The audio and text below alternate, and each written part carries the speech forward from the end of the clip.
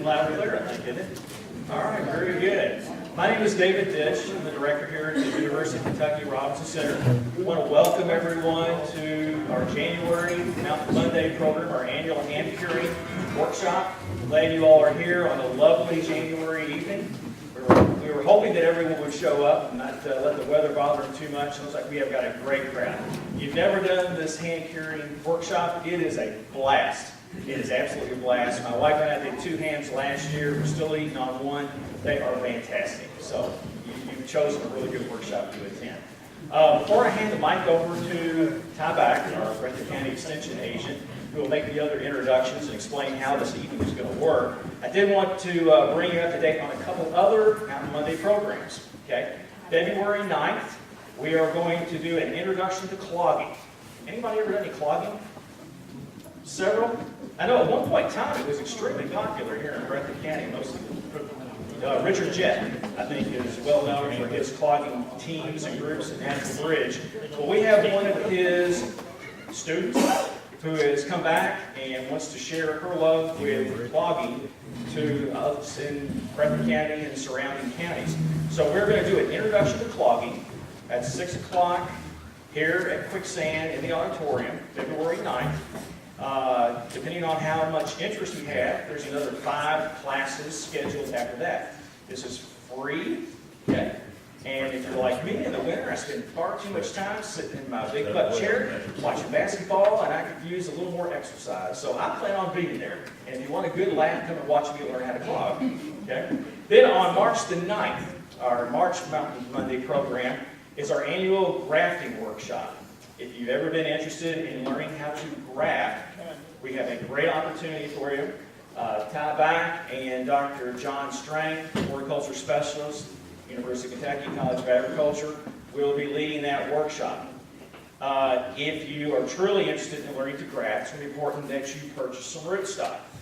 And if you want to purchase apple or pear rootstock, you need to pre-order by calling the Breathitt County Extension Office, 606-666-8812, and order your rootstock. And the deadline for ordering rootstock is February 10th. Now, for some reason, you don't get around to doing that, and you want to just show up and see what's going on, because you may or may not want to learn how to graft. Ty, there might be some rootstock available that you can purchase them. It's $1 per individual rootstock. Pretty cheap. A lot of fun. So put those 2 events on your calendar, February 9th, clogging, March the 9th, grafting. With that, I'm going to turn it over to Mr. Back. All right, thank you, David. Forgive me if I get a little nervous in front of a big crowd like this. Thank y'all for coming out, and thank y'all for coming out this week. I know last week we had beautiful weather, and I know everybody just wants to stay home, right? Until we got snow today, and then so you could travel on the icy roads. So that's kind of why we got y'all here tonight. Really, the hams didn't come in, so we got them this week, and we're ready to go. So the way this is going to work, Dr. Greg Renfro is here today. He's going to talk about the process, go through it, and then there's enough for 40 upstairs, and there's a big crowd here. So 40 of you can stay upstairs. We'll start in the back with the ham, pick it up. Go through, you can pick your supplies up first. Let me back up. There's paper, socks, and gloves on the back table. You may saw those when you come in the room. Everybody needs 1 piece of paper, 2 gloves, of course, and a sock. And you may want to put that back in your station. Get your ham. Go through this little room to my left. And Dr. Renfro will tell you how to cut the hock off and all that. We'll have some people there to help you do that. If you want to come out, the cure supplies are over here. I think there's 1 bag per person. We've already got that weighed out. In the back corner, there's some tables to do some trimming. And some of these hams they have some little loose flaps of skin, some fat that probably needs to be trimmed off before you put the salt and the cure on. You'll do that back there, just throw that away, and come back to your station, and we'll kind of bounce around and help you. How many here has done this before? So look around the room right now. If you see those people, they can help you. Okay, if you got a question, I'm not here, Dr. Renfro's not here.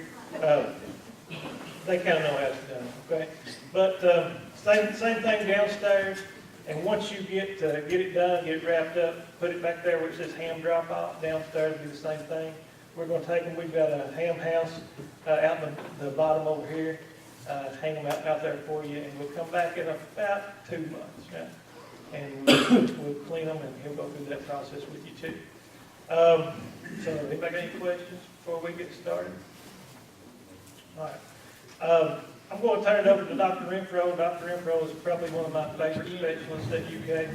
I met him, how long have you been here? 6, 7, 8 years, 9 years?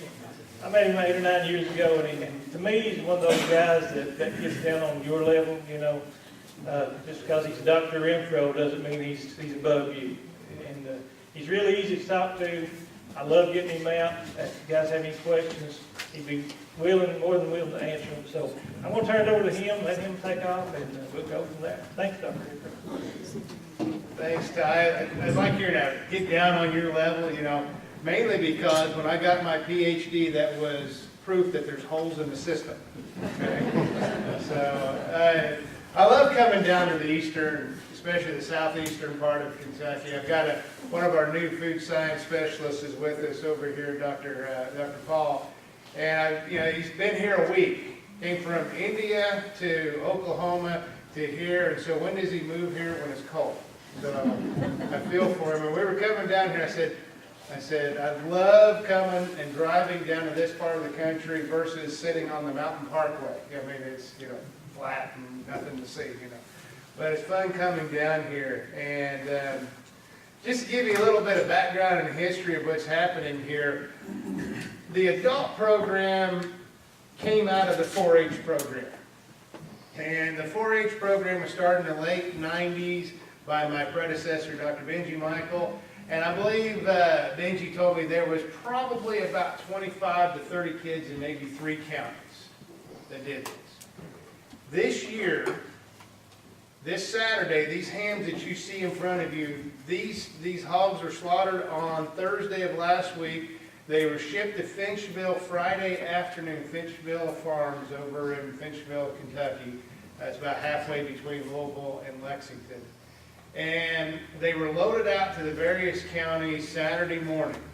It's become a joke that it can be mild weather, like we've had all winter long here, but when it comes time to load out 4-H hams, it either snows, freezing rain, or it's bitter, bitter cold. And so, guess what we had Saturday?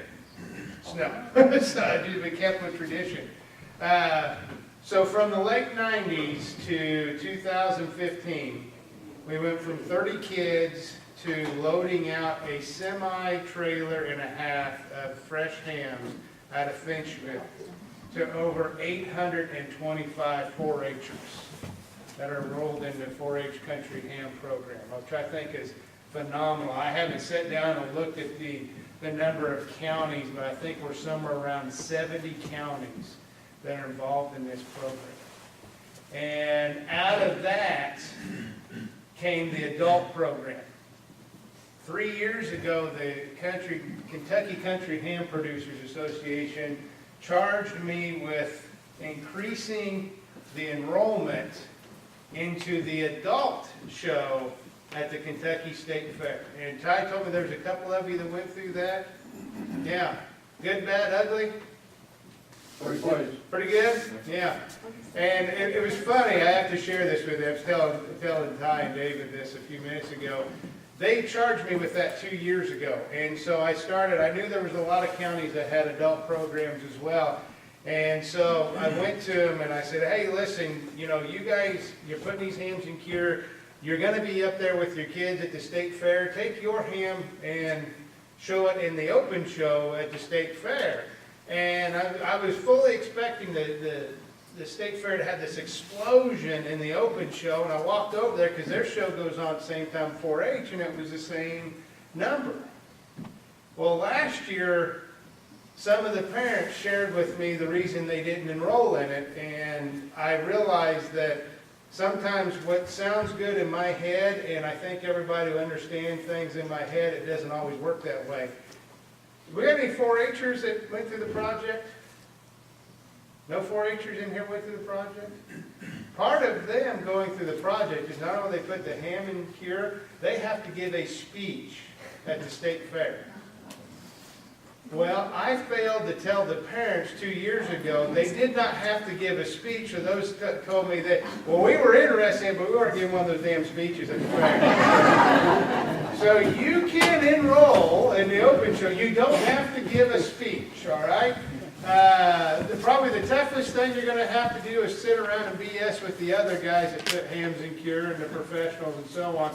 I believe to get those registered is July 1st is the deadline. You have to go to the website and look at that. But you, every one of you in this room are eligible to show your hams. These hams you're putting in cure right now at the Kentucky State Fair.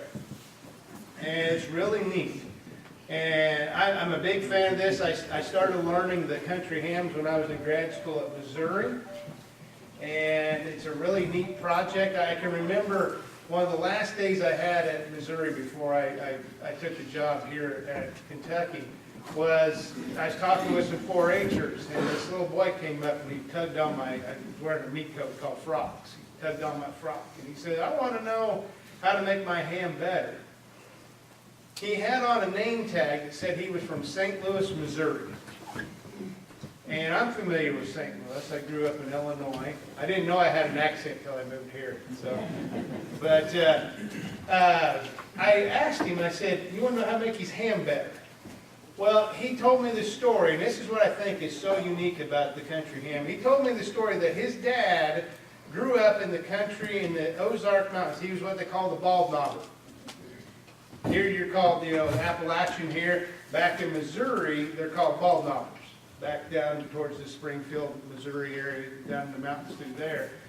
And his dad, or his grandfather, had always put hams in cure. And so that was their tradition, is that they would go to the Soulard Market, which is the big kind of farmers market in the Italian district in St. Louis, on New Year's Day.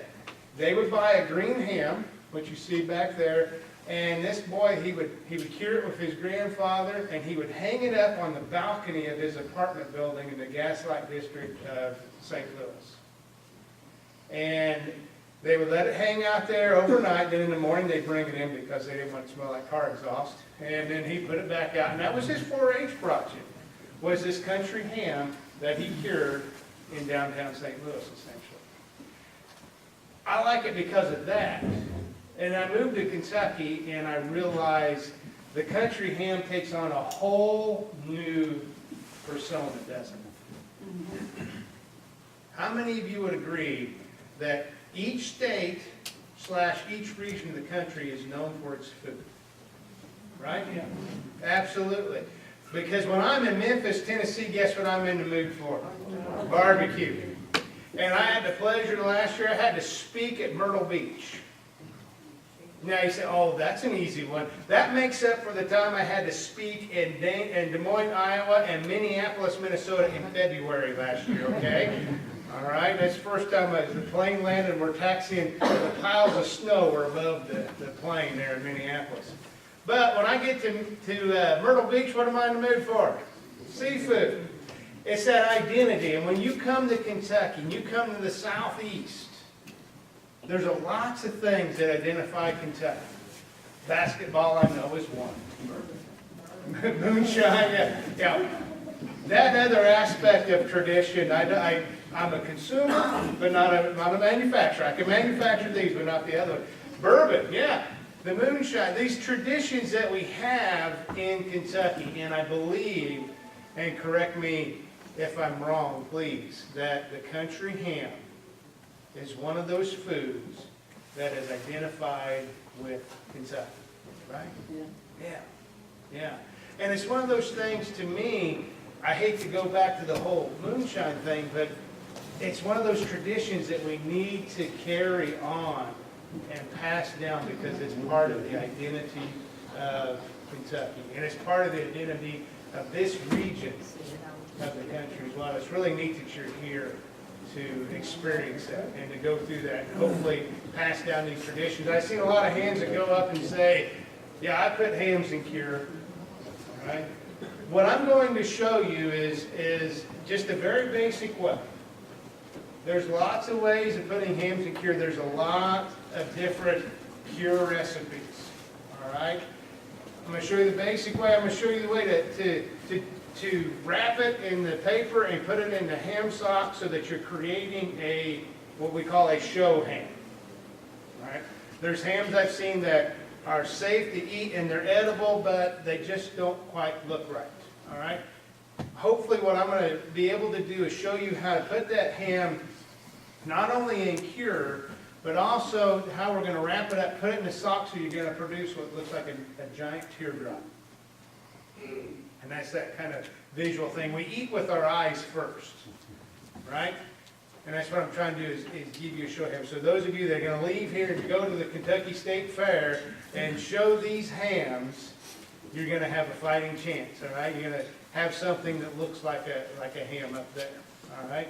Now there's a few things we need to do. For example, Ty said we're going to have to cut those hocks off. Now some of you said, well, when we cured them, we always left them long. You can do that.